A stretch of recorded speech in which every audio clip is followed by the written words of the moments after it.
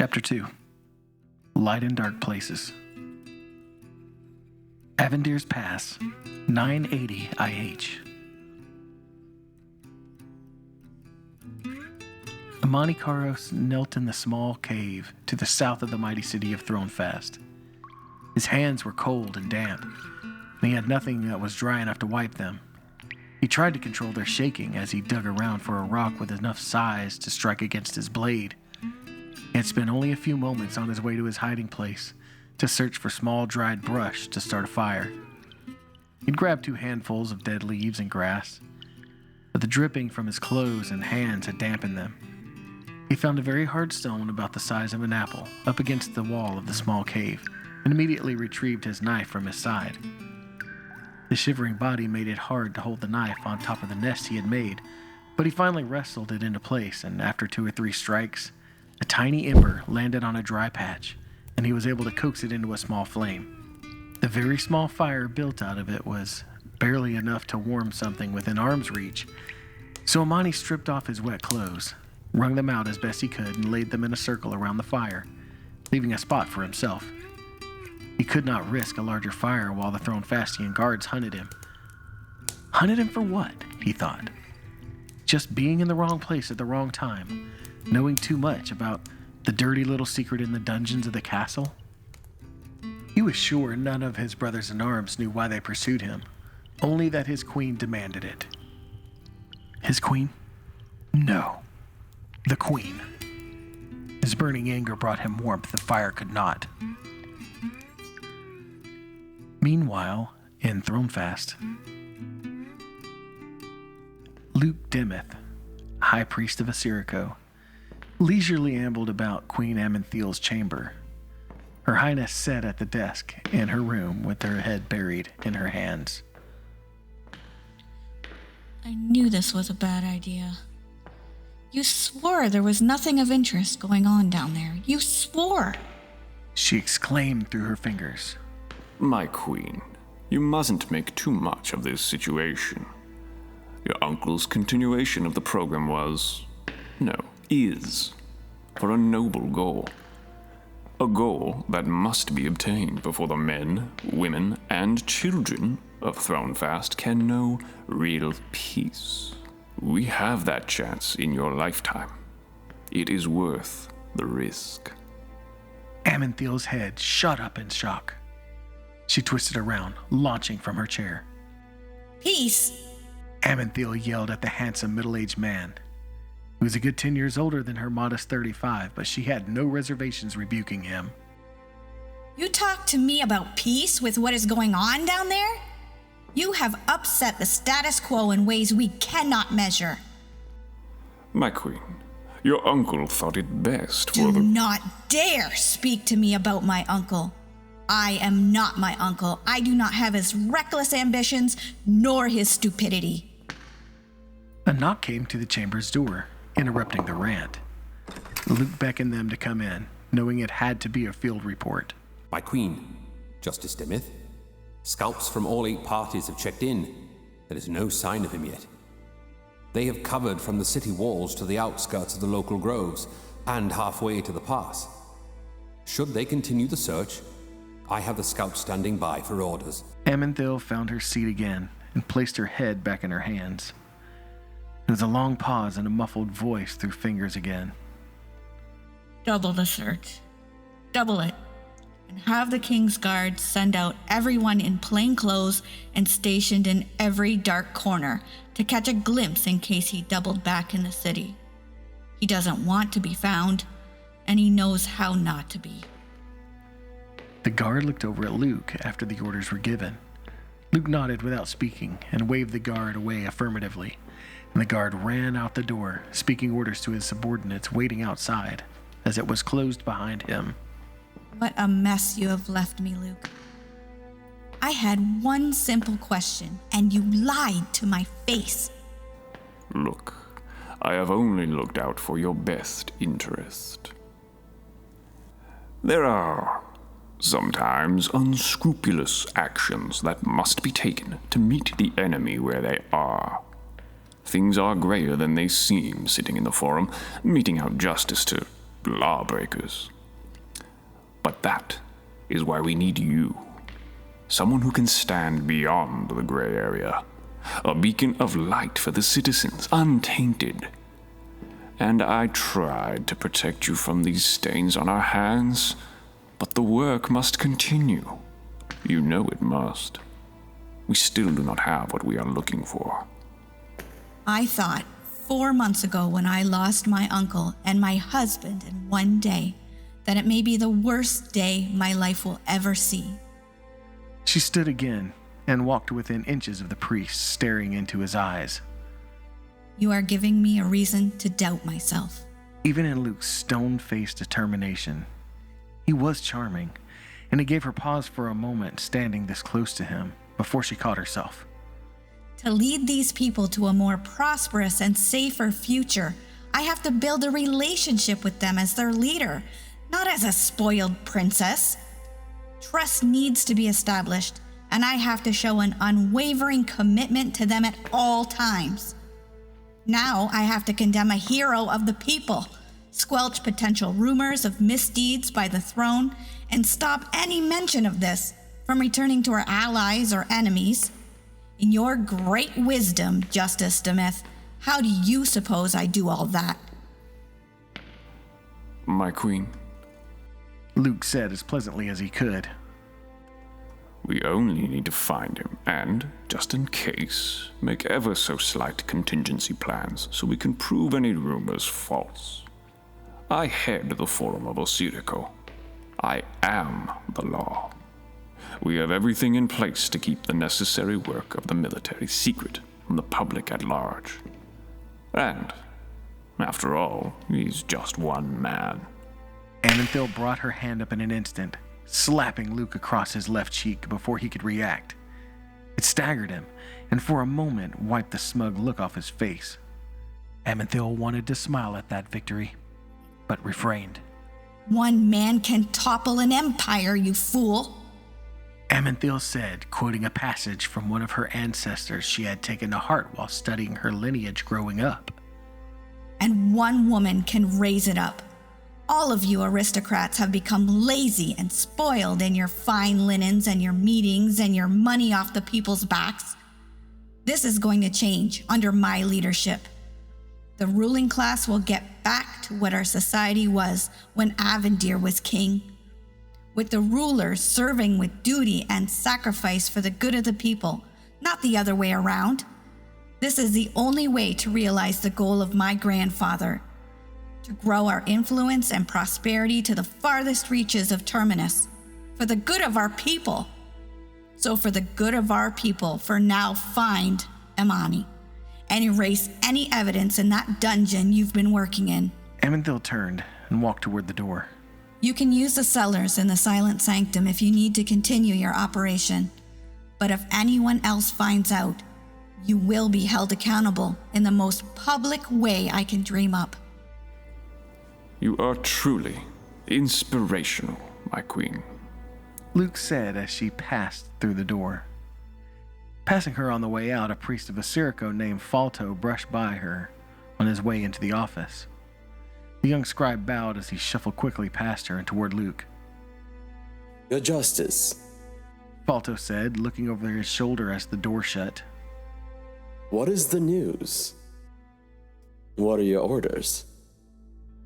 My dear Falto, I believe we have just been given permission to extend our operation. Bring everything to the sanctum. And everyone. Luke smiled and rubbed his face, thinking of all the possibilities with his newly single queen on the throne. He did not want to let this opportunity go to waste. The Silent Plains, 525 IH. Cater picked up a handful of dried grass, making his way to the cavern's entrance. It was a small cave, but plenty deep enough to mask the presence of fire. He wasn't sure that the orc female would even be here, or even if he wanted to find her. There were so many answers he wanted, but could he actually get them? She could fight very well, and she was possibly as strong as Cater. Would she attack him now? Could he reason with an orc? He wasn't sure how competent they were. He knew of no one who had ever spoken with an orc. The common view was they were stupid brutes who just liked to kill, incapable of rational thought, basically clothed animals, barely able to survive their own ferocity. He stopped at the small cleft in the crevasse that seemed to lead a little deeper. He paused to listen. It was silent. In all that he had been taught, it did not match up with this creature. She was conniving, weighing risks in battle and in relations. She killed the guards but spared him. Clearly there was more to her than he had expected. He had even mistaken her earlier as a human. Even her face did not seem as grotesque as he had imagined.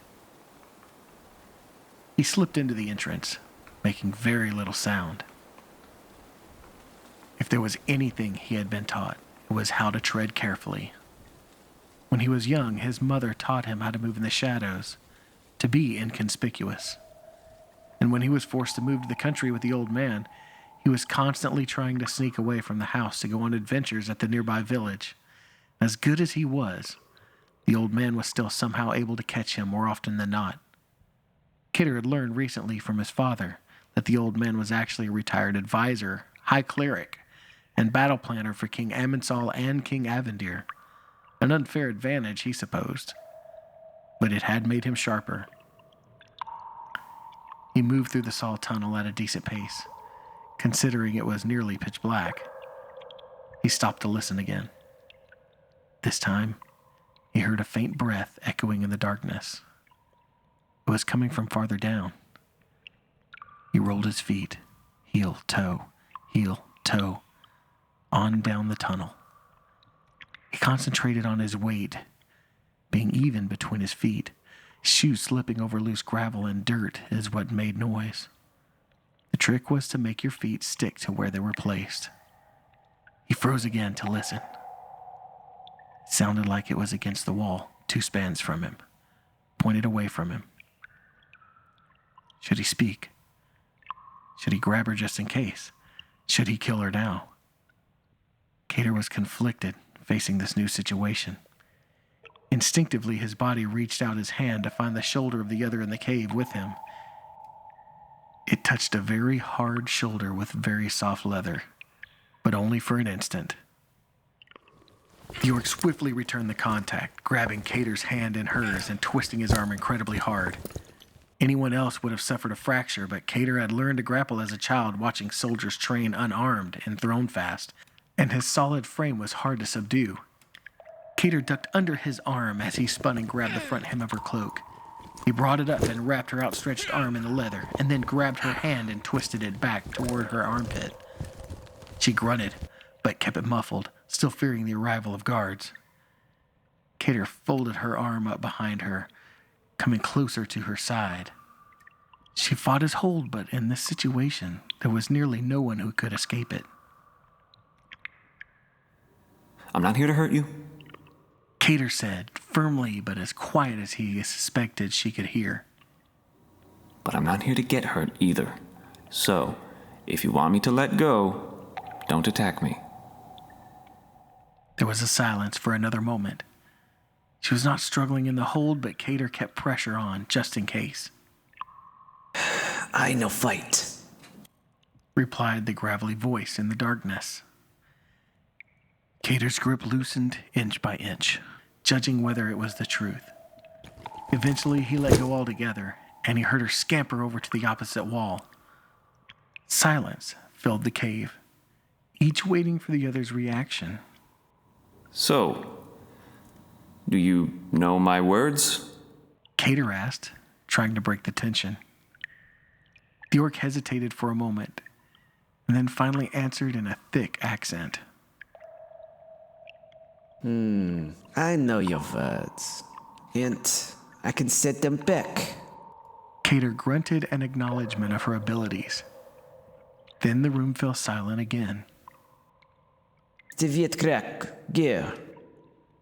The orc finally said. And then the room fell silent again as Cater tried to figure out what he was supposed to do. It didn't sound like a question, but he felt foolish sitting in the dark saying nothing back. I don't know what you say. Isk. The orc cut him off, obviously getting the hint. You know my voice? You know no damn. Right. You're right. I do not speak orc. If it makes you feel better, I can't speak Elvish either. There was no laughter in reply.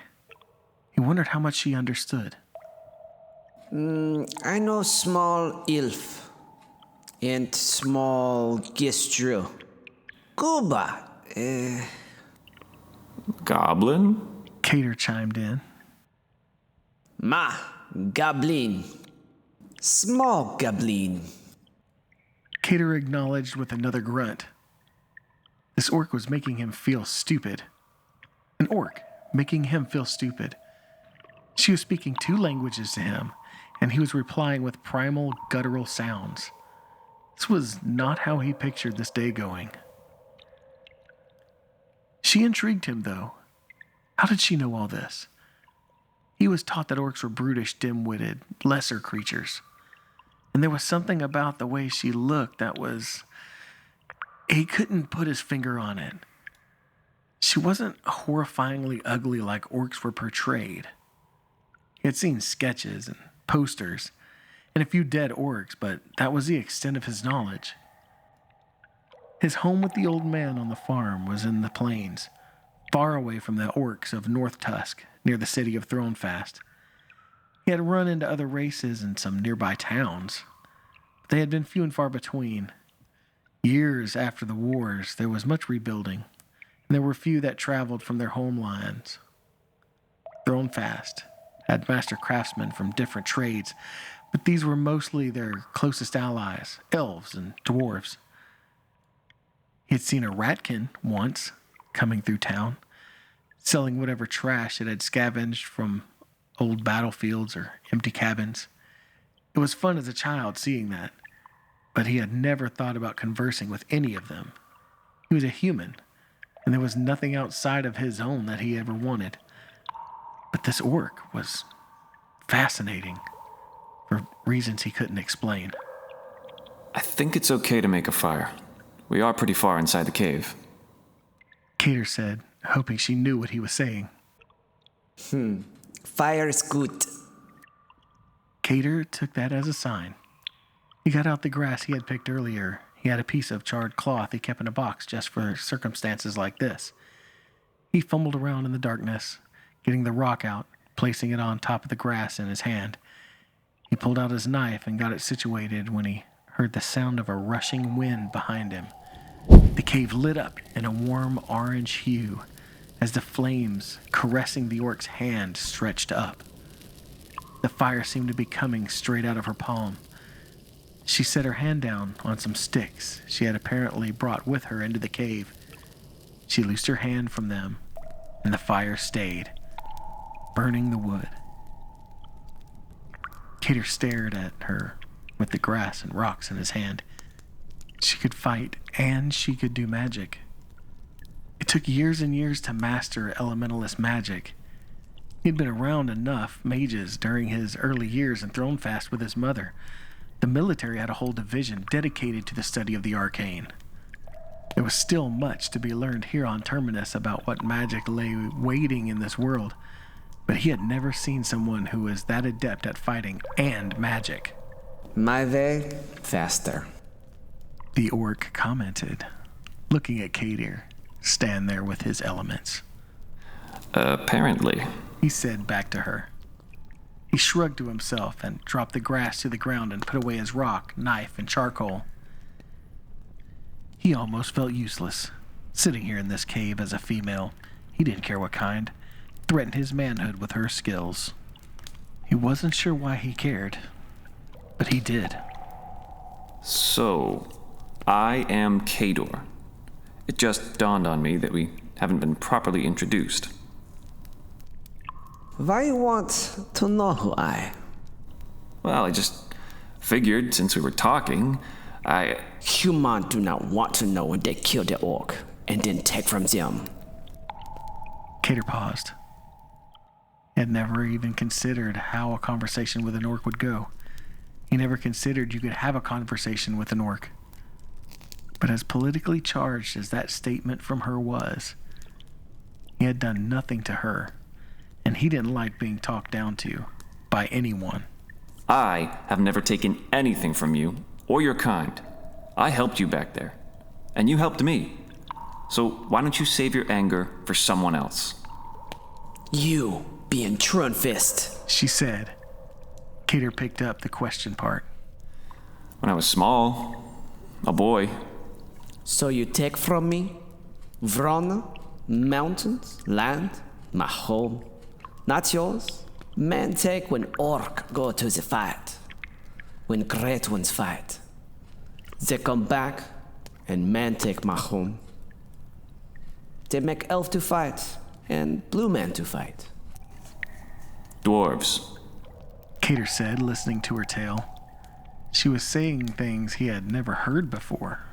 Blue men are called dwarves. Dwarves. We no fight them in Vrona before man take orc home. You be in my home, so you take my home. So you take. She got silent, and he could tell she was still upset. But he didn't know why she was not trying to kill him if she felt he took her homeland. Well, I don't live there now. I was born there, but like you, I did not choose where I was born. I guess I don't live anywhere now. He poked at the fire for a second, both of them standing on separate sides of the cave, the fire separating them. Neither was in a position to relax around the other. What about you? You are a long way from orc villages. You are carrying many things. It doesn't look like you live there either. The female orc stared silently into the flames. She looked uncomfortable at the question, a slight grimace growing on her face. And you don't act like an orc. He continued, getting braver. He stood up from leaning against the wall. At least, not that I've heard about. I hear orc are vicious warriors. They do not spare their enemies. If I am your enemy, why do you spare me? She remained quiet, but he could tell there was something she was hiding. He thought about letting it go, but what then? He wasn't about to go back and take his chances on search parties looking for her.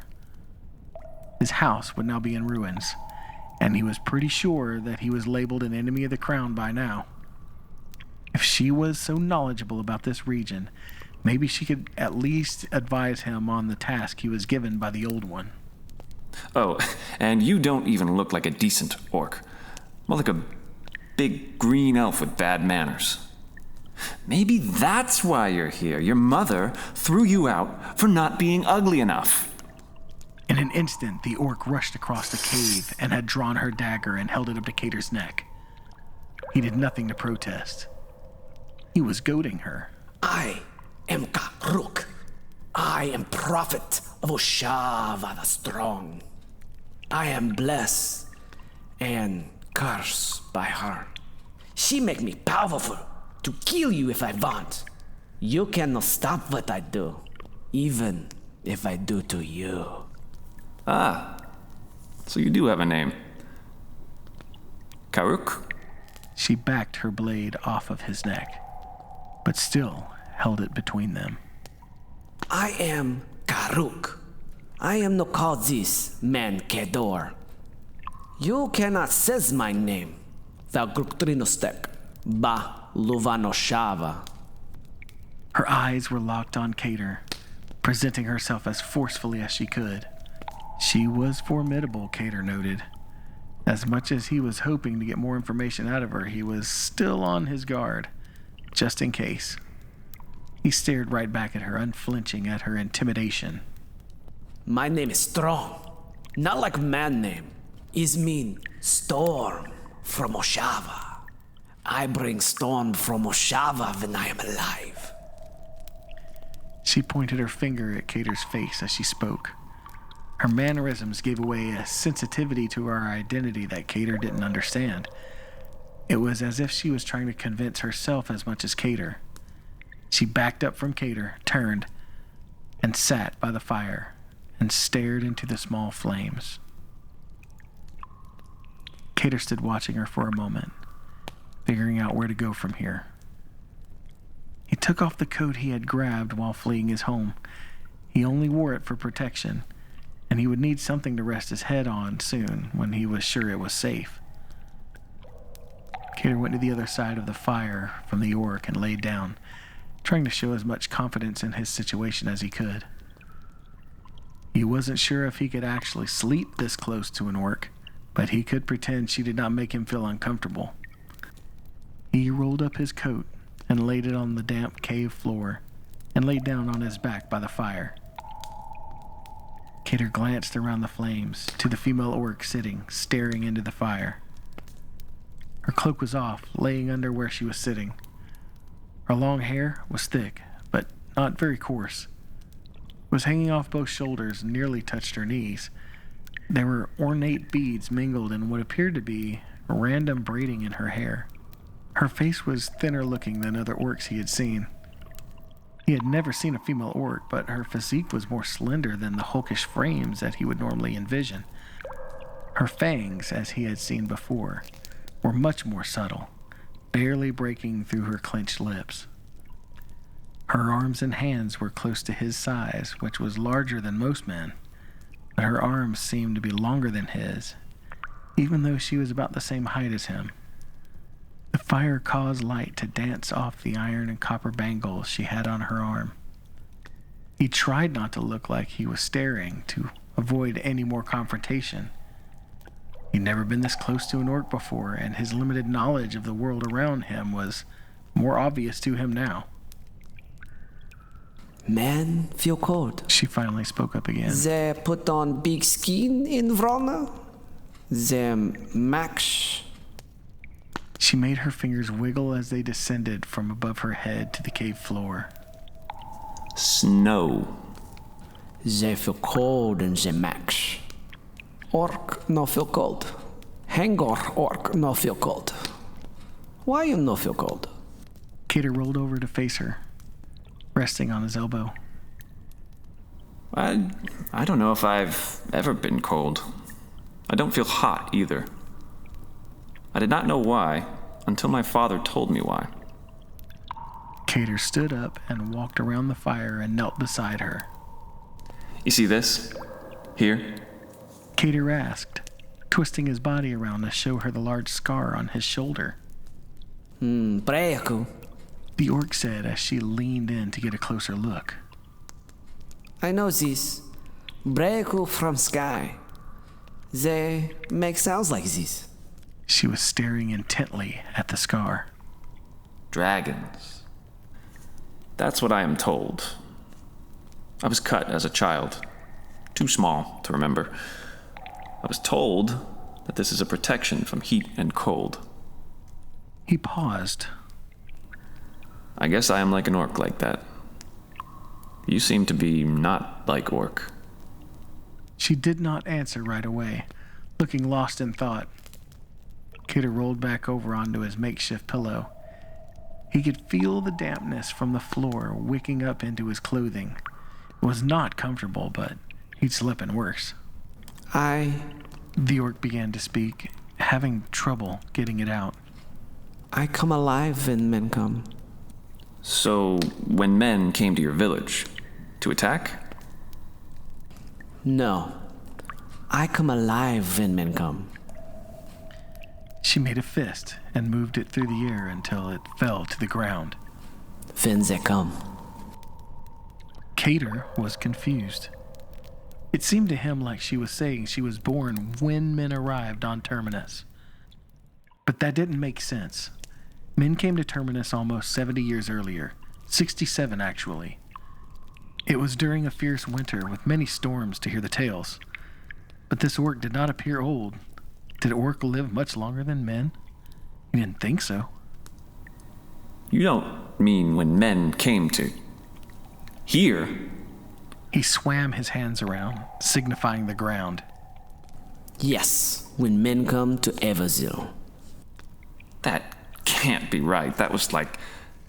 He was trying to communicate time, but he wasn't sure how. like 70 winters ago. He copied her gesture for snow. She looked down into the fire again. Orc no alive long time. They kill at battle, they kill at home. Only Karuk alive long time. What is Karuk? Karuk, help Ushava tell Orc to fight, to do. Ah, so a leader. An orc leader. Karuk, leader of all Hangor. Cater sat back up again. This orc was the leader of Hangor? Why would she be out here, chased through random houses by Thronefast military? You are not the leader of Hangor. Cater attempted to clear up the confusion. No, I'm not leader of Hangor. Cater figured that couldn't be right. He started to relax again. I was leader. Cater lifted himself back up again. Oshava, bless me and curse me. I come alive when men come down. She made the gesture once more. Oshava, bless me to be Karuk. I have fire. I have strong. I know better than them. Better than other Karuk. I can know small words of elf and man. But Ushava curse me. Ushava make me look more like man. Make me small. Make me ugly. She motioned to her face. Karuk say, make me to no man, to help orc. Ushava make to protect orc from man. So, she is 67 years old, Cater thought to himself. He was amazed. He would guess she would be a young woman by man's standards. No wrinkles, no wearing down of the body, of movement. She actually appeared young. She didn't look different than the other orc. So she was born during the collision that brought men to Terminus. She was held up as a sign from their deity, as she is more human looking than other orcs. Why is she not in charge then? Why have no men ever heard of Karuk or had dialogue with orc leaders? Two Karuk fight over who can be new Karuk leader. Usharuk, leader for Hangor, when I am ready. One say Valguktrinostek, one say Kon Kavra. One say kill man who take Vrona, who take land from Orc while we fight away. One say I talk to man and make them leave. One kill. Now, Konkavra is Usharuk. I must leave to not die. I cannot go back. I leave 40 winters. Konkavra attack man. Man kill orc. Ushava let this happen. I watch. Ushava curse me to watch forever. So why are men hunting you? Men know me. They tell the Man King. They want me to tell secrets of Oshava and Draq to them. I kill them when they find me. Cater was listening intently as she spoke. She was hunted by the king because they believed she had secrets of dragons and their deity. It was sounding more like the old one was telling the truth about the motivations of Thronefast, and they wanted to torture her for information. She was supposed to be a liaison between orc and men. How many lives would be saved by that? The orc had attacked every chance they had since he was alive. His people were told it was because they were violent. A power struggle between two camps had just fallen the way of the more aggressive leader of Hangor. How different life would be if things had gone the other direction, he thought. Cater got up and put a few more small sticks on the fire, then laid back down in his spot. I have a man who tells me to fix man too. He says I'm to keep dragons, Braiku, away from man. Man will find their magic and kill more or something. I don't know. Cater just let his mind wander over his issues. I hereby Ushava to stop man. You here to stop man. Where is your Ushava for man who tells you? Yeah. Well, he's invisible. You can't see him. I rub a rock, and he appears. It wasn't lost on Cater how ridiculous he sounded. I want to see your man. I can talk him about Ushava. He can get Ushava. Help me go home. You can't see him. He's invisible. Cater couldn't think of any way to relay the message to her. I can see. Ushava bless me with fire, and to know more. I can see. Cater was slightly aggravated that this orc thought she could talk to this time traveler of sorts, that only he could be seen by 3 people right now in their whole world. He didn't know why. He felt like the uniqueness of the situation the tasks asked of him were making him feel special, and he didn't like it. He did not want to buy into all this, and he didn't want the hassle. Settle down, Cater. Don't be stupid. Cater got up, went to get his bag he dropped against the wall. He returned with his hand down inside of it, pulling out a dirty and worn piece of leather. He set it down beside the orc. He had thought of not showing her this since she was an orc, and he had no idea if he could trust her, but he figured since nobody could see the man anyway, it wouldn't matter. He pulled the cover back to reveal the large gemstone. The orc seemed unimpressed by its presence, which was not his reaction the first time he saw it.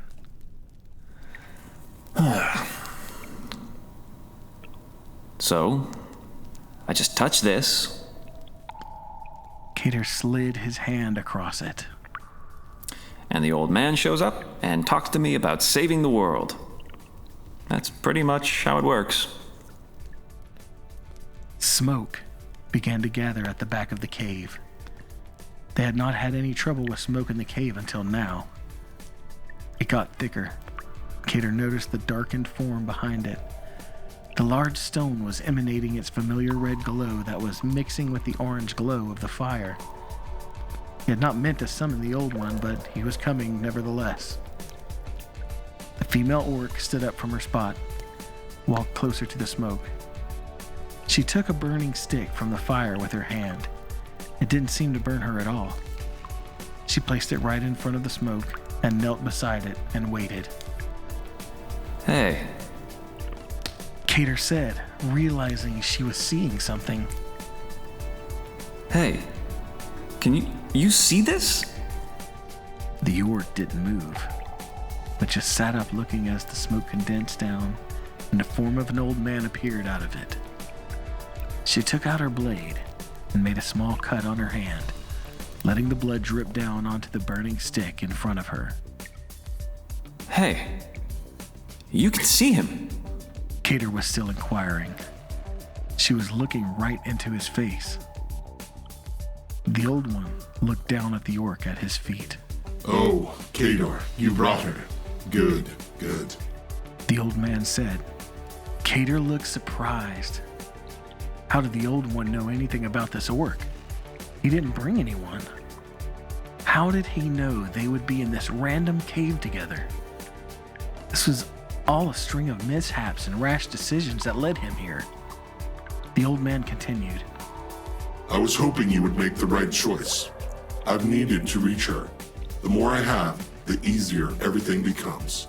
Good, very good. Now it's time for us to get to work.